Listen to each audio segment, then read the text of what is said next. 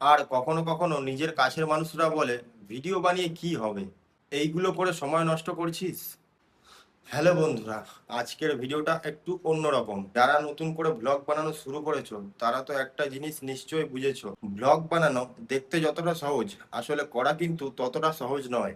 Camera হাতে নিলেই মনে হয় আজকে দুর্দান্ত একটা ভিডিও বানাবো, কিন্তু ক্যামেরা অন করলে মাথা পুরো ফাঁকা। কি বলবো, কিভাবে বলবো, কিছুই মাথায় থাকে না। প্রথম প্রথম আমারও সবচেয়ে বড় সমস্যা ছিল ক্যামেরার সামনে কথা বলা। ক্যামেরায় দেখলেই মনে হতো ক্যামেরার সামনে হাজার হাজার মানুষ দাঁড়িয়ে আছে, একটা কথা বলতে গিয়ে 5বার আটকে যাচ্ছি, আবারও শুরু করছি। হ্যালো বন্ধুরা, আজকে আমরা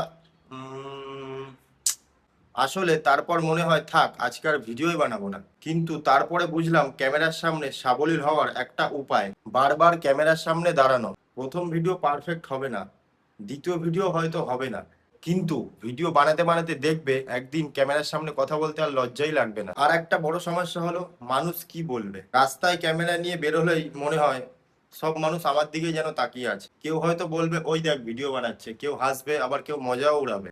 প্রথম দিকে এগুলো খুব খারাপ লাগতো, কিন্তু একটা সময় বুঝলাম মানুষ আজকে আমার ভিডিও নিয়ে কথা বলবে, কালকে অন্য কারো ভিডিও নিয়ে কথা বলবে, কিন্তু আমি যদি মানুষের কথা ভেবে ভিডিও বানানো বন্ধ করে দিই তাহলে আমার স্বপ্নটাই তো থেমে যাবে।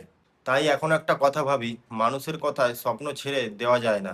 তারপর আসে সবচেয়ে কষ্টের জিনিস, ভিউ।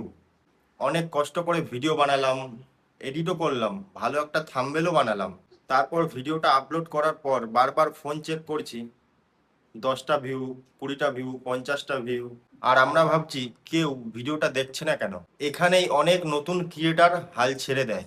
কিন্তু সত্যিটা হলো প্রথম দিকে ভিউ কম আসতে পারে। তুমি আজকে একটা ভিডিও বানালে কালকেই যে ভাইরাল হয়ে যাবে এমন কোনো নিয়ম নেই।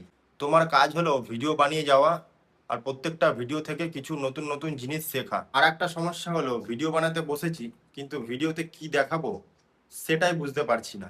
ঘরের মধ্যে বসে ভাবছি আজকে কি বানাবো, কিছু মাথায় আসছে না। 1 ঘন্টা, 2 ঘন্টা, 3 ঘন্টা চলে গেল, কিন্তু কিছু মাথায় আসছে না। তখন বুঝলাম ব্লগ বানানোর জন্য সবসময় কোনো বড় ঘটনার দরকার হয় না। তোমার নিজের দৈনিক জীবনেরই একটা কন্টেন্ট, যেমন বাজারে যাওয়া, বন্ধুদের সাথে আড্ডা দেওয়া, খাওয়া দাওয়া, রান্না করা, ঘুরতে যাওয়া, সবকিছু সুন্দরভাবে সাজিয়েই একটা গল্প। তারপর আছে এডিটিং। ভিডিও বানানো শেষ, ভাবলাম কাজ শেষ, কিন্তু আসল কাজ তো তখনই শুরু। কোন ক্লিপ কাটবো, কোথায় গান দেব, কোথায় টেক্সট দেব, ভিডিওটা কত সেকেন্ডে রাখবো, এসব করতে করতে একটা ছোট ভিডিও বানাতেও অনেক সময় লাগে। প্রথম দিনে আমি এডিটিং নিয়ে অনেক ঝামেলা পুড়িয়েছি, কিন্তু একটা জিনিস বুঝেছি, শুরুতেই সিনেমার মতন এডিটিং দরকার নেই। আগে গল্পটা ভালো করো, ভিডিওটা পরিষ্কার রাখো, আর শব্দটা পুরো পরিষ্কার যাতে থাকে। আর কখনো কখনো নিজের কাছের মানুষরা বলে ভিডিও বানিয়ে কি হবে, এইগুলো করে সময় নষ্ট করছিস। এই কথাগুলো শুনে খুব খারাপ লাগতে পারে, কিন্তু একটা কথা মাথায় রাখবে, তুমি যদি সত্যি কিছু করতে যাও তাহলে শুরুতেই তোমাকে সবাই বুঝবে না। তোমার কাজ হলো কাউকে ভুল প্রমাণ করা নয়, তোমার কাজটা হলো নিজের কাজটা ভালোভাবে করে যাওয়া। তাই তুমি যদি নতুন ব্লগার হও আর এখন তোমার ভিডিওতে ভিউ কম আসে, ক্যামেরার সামনে কথা বলতে সমস্যা হয়, মানুষের সামনে ভিডিও বানাতে লজ্জা লাগে, এডিটিং করতেও সমস্যা হয়, তাহলে তোমাকে একটা কথা বলবো, কারণ আজকে তুমি যে জায়গায় দাঁড়িয়ে আছো কালকে হয়তো তার থেকে অনেক দূরেও চলে যাবে। প্রথম ভিডিও পারফেক্ট হওয়ার দরকার নেই, শুধু প্রথম ভিডিওটা বানানোর দরকার, তারপর দ্বিতীয়, তারপর তৃতীয়টা। আর একদিন এভাবেই পিছন ফিরে দেখবে তুমি কতটা এগিয়ে গেছো।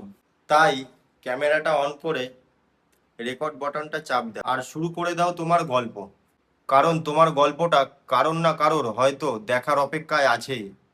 ভিডিওটা ভালো লাগলে একটা লাইক করো, আর এমন ব্লগ দেখতে চাইলে সাবস্ক্রাইব করে পাশে থাকো। আবার দেখা হবে পরের ভিডিওতে।